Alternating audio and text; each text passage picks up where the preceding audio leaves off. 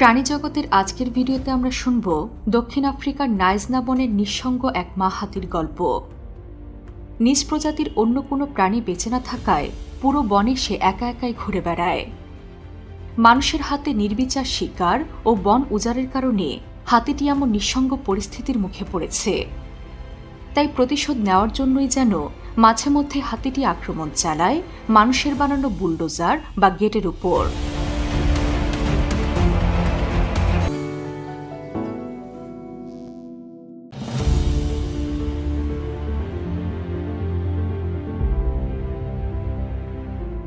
৩৫০ বছর আগেও দক্ষিণ আফ্রিকার উপকূলীয় অঞ্চলগুলোতে ছিল ঘন বন।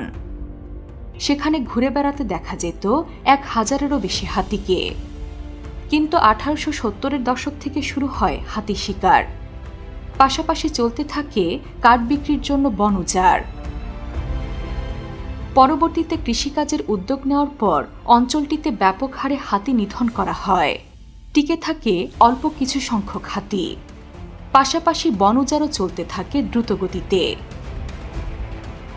১৯৩৯ সাল নাগাদ সেখানে এতই গাছ কাটা হয়েছিল যে নতুন করে বনাঞ্চল গড়ে তোলার জন্য ৩০ বছর পর্যন্ত সেখানে আর হাত না দেওয়ার ঘোষণা দেয় সরকার।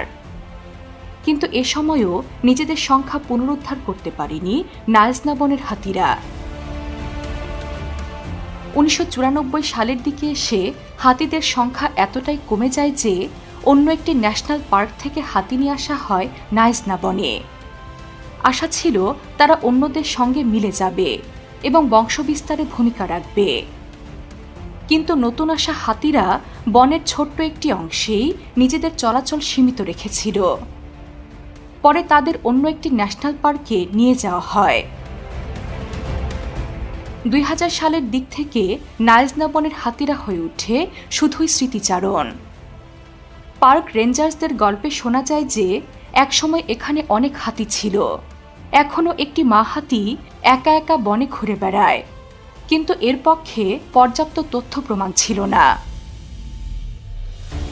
অবশেষে ২০১৮ সালে পুরো বন জরিপ করে নিশ্চিত করা যায় যে বনে একা একটা মা হাতির ঘুরে বেড়ানোর গল্পটি আসলেও সত্য।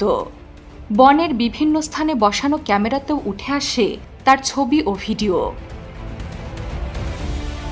বর্তমানে হাতিটির বয়স আনুমানিক ৫০ বছর এবং আফ্রিকান বুশ এলিফ্যান্ট প্রজাতির এই হাতিগুলো গড়ে ৬৫ থেকে ৭০ বছর পর্যন্ত বাঁচে। তার মানে এখনও ১৫ থেকে ২০ বছর এভাবে একা একাই ঘুরে বেড়াতে হবে নাইজনা বনের নিঃসঙ্গ মা হাতিটিকে। আফ্রিকান বুশ এলিফ্যান্ট সম্পর্কে বিস্তারিত জানতে দেখতে পারেন ডেসক্রিপশনে থাকা লিঙ্কের ভিডিওটি। পৃথিবীর বৈচিত্র্যময় প্রাণীদের সম্পর্কে নানা বিস্ময়কর তথ্য জানতে সাবস্ক্রাইব করুন প্রাণীজগৎ।